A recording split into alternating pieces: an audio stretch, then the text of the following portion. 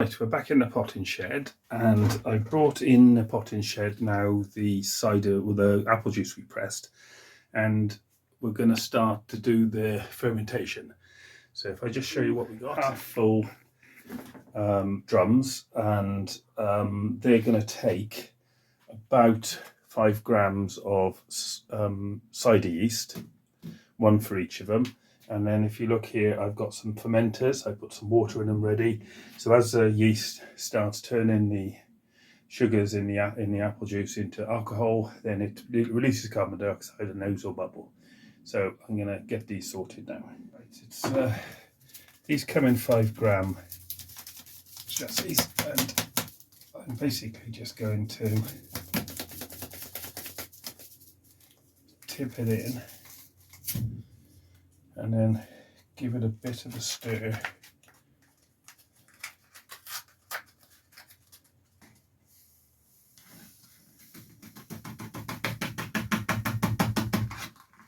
Get it all in.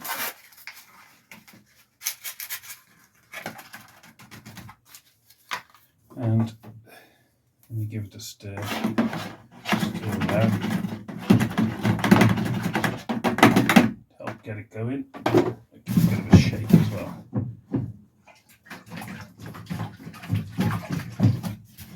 Right, then put one of your bubblers on. Now these are ones that I'll leave that off to start with until I see, but there are ones that you press down to switch them off and whatever, but I'll leave them off like that. And then we'll do the other one.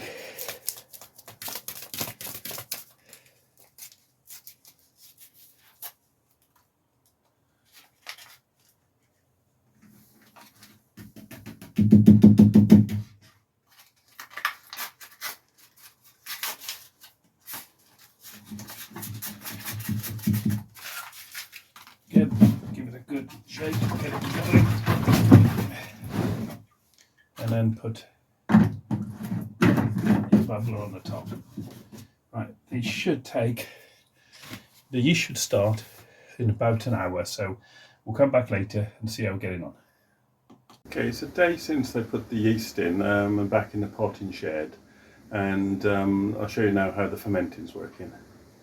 So the two containers, and you'll notice that there's a little bit of a froth at the surface here, and then if you look on the two air traps, you can see that they're now just starting to bubble, which means it's producing carbon dioxide, so the fermentation process is underway. What we'll find over the next day or so is that the rate of bubbling will increase dramatically as the process continues, and expect this to last probably about 3 weeks, and then when it all stops, hopefully the fermentation process is finished at that point, but we'll come back to it then. Here's the cider. It's been fermenting now for just under 3 weeks, and it's been fermenting for just under 3 weeks, and now you can see that it is slowing down. It's not bubbling as much, and the cider is starting to go clear, and there's sediment at the bottom. I will leave it probably another week just to make sure it's finished, and then I'll be siphoning, and I'll show you how you siphon that off, and then the next stages that we go through. Right, I'm here in my shed, and the fermenting's been going for, well, it was running for about 3 to 4 weeks, and I've left it a few weeks later as well because it doesn't do any harm. And I'm about now to siphon it out and then go through the next stages, and I'll show you what I do. Got for the next stage? Well, I've got a siphoning tube. I've got some Camden tablets. These stop the cider spoiling. I've got a couple of containers in order to siphon it off. So what my plan is to siphon it out of those into the containers, but make sure I leave the sediment behind. What I'm going to then do is wash those containers, and then I'll siphon it back into them. That's my plan for the next stage. I'm going to, what I've done with my siphon tube is that I've put it through the the hole there, so it actually prevents it from touching the bottom. And then I've sucked to get the cider there, and now I shall open the tap, and here we go.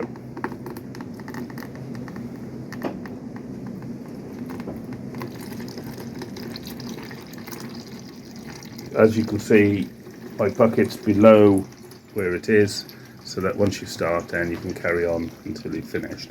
And although you can't see inside, the actual uptake from the cider is above the sediment, but below, obviously, in the cider to keep it flowing.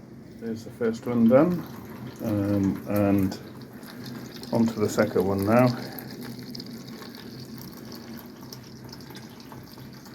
That's both of them filled up.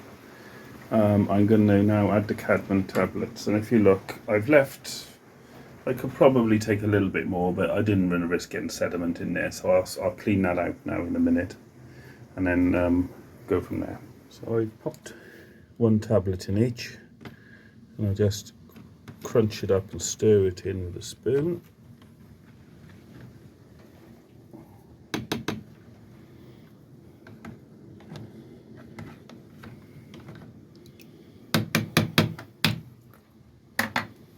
And these you can get is I've washed out the other container now and cleaned it out and made sure it's all clean.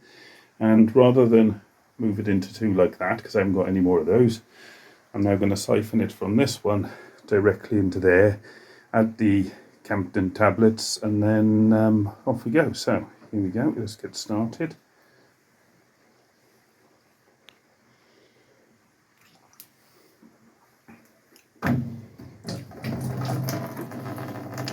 Interesting. That taste of that last cider was slightly not as sweet. This cider tastes more sweet, so that could be with the apples and that. But we'll see. We'll add sugar to the bottles to ferment it again. And but yeah, so it looks like there's two different sorts. That's that part done. So I've now got those two containers that has been siphoned off. That's the other one, and I've just cleaned and left that other bottle down there. So I'll be leaving this for probably about a week, because don't forget I put those tablets in to stop the cider spoiling, and then I'll be moving on to bottling. So what I've been doing in the meantime is saving some of Claire's weekend drinking bottles, and I'm going to wash them out, and these are the ones I'm going to use to bottle. I mainly use cork ones, and even though those are screw taps, I will put corks in, because if there's further fermentation, we don't want them exploding. Anyway, I'll cover that later on. Right, it's been a couple of weeks since we siphoned off the cider, and it's been sat there. And now we're going to move on to the last stage, which is bottling the cider. Right, to do that, obviously I've got my cider, I've got my tubes to fill the bottle, and I've got my bottles. Now I've been saving these, are wine bottles, I've been saving these up, and I've been using corks, because what we're going to do is going to put a bit of sugar in it, so it does some fermenting, final ferment, which will add fizz to the bottle. Now, the problem is that obviously if there's too much fizz, it will burst the bottle. So if you stick a cork in the top rather than a screw cap, it stops it exploding. Right, let's get sorted. I'm using just normal granulated sugar. How much you put in really is a little bit guesswork. I would suggest it's somewhere between 1 and 2 teaspoons. I'm going to vary it a little bit to see what I get. So this one, for example, that's going to be about one teaspoon of sugar in the bottom. Right, so we shall take off the, because we've had a bit of frost, this is almost slushy. I don't know whether you can see it. If you look outside, it's very cold. We had a -11 last night and the 12 the night before. And if you look at this is almost a slush. It doesn't really matter. It will warm up. Right, so I shall pop my siphon that in there, and I can hear Scruff. Let me let the Scruff in. Where are you, Scruff? Come on, bud. You'll be along in a minute.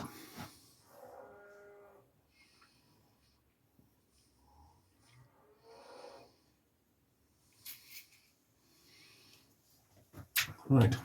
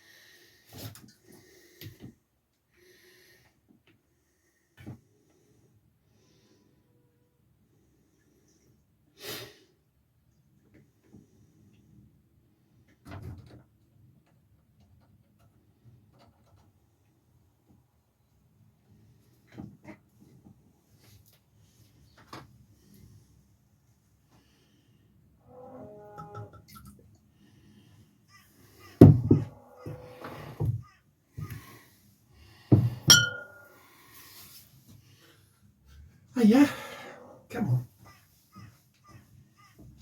Come on, let me have you. Oh, gotcha. Oh, that's a good one. There you go.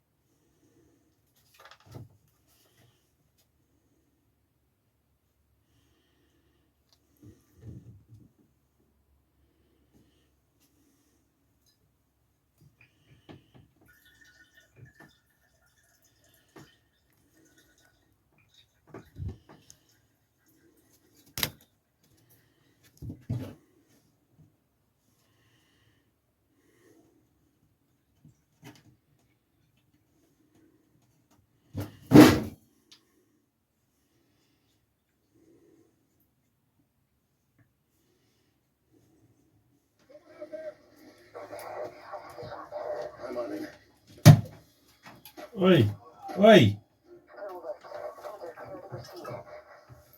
Get down.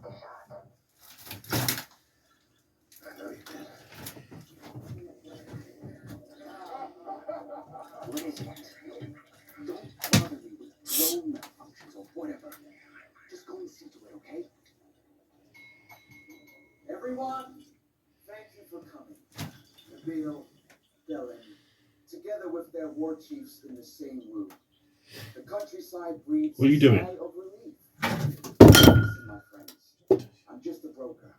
I broker guns, drugs, and in your case, peace. Look how I set out the furniture tonight. 2 sides to the roof. Nabil on one, Dylan on the other, me right in the middle. Now what does that say to you? That you're incredibly vulnerable. I'm so sorry, my friend. My competitor here is always like this. No smoke in his head except war. When I say we could peacefully divide the territory and all make a lot of money, why should I take a smaller slice of cake? Because neither of you can get the whole cake. It's mutually assured destruction. Either you stay ahead together or go under together. Please, Nabil. All the camera makes a good argument. You should go to the big job in the face of a aeroplane. I guess it's how I've always wanted to go. Oh, you're not going to go how you want to go. Well, I genuinely wanted to make peace between you. Do you remember my name? Here I am. Making you start. I want the underworld around me to be peaceful, you know? It's the first 5 done, and I've emptied one of the bottles. It's a bit cold in here today, so I'm going to do the others when it warms up a little bit. So I've got that to do, which will give me another probably 5 bottles, and then the big one, which I'd say be about another 10. But I'll do those on a day when it's not quite so cold.